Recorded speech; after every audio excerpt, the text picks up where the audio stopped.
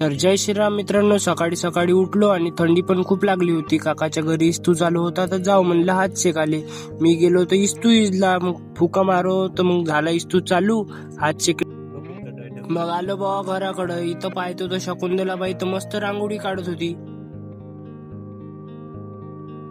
घरी आलो आणि मग गेलो स्लॅपवर थोडीशी ऊन घ्यावं म्हणलं. पा मग आपला गावचा नजारा.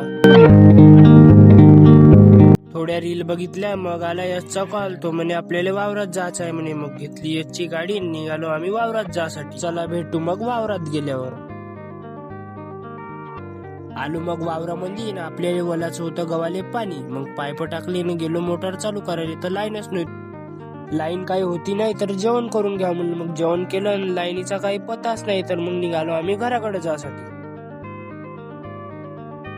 आलो 120च्या स्पीडनं घरी. मग यशनं घरी आणून सोडलं. तसंच निघालो बस स्टॉप कडे जासाठी, कारण आपल्याला भरायची होती कापसाची गाडी. कापूस भरताना काही क्लिपा घेतल्या नाही. मग गाडी भरली आणि निघालो घराकडे जासाठी. तर भेटू मित्रांनो पुढच्या ब्लॉग मध्ये.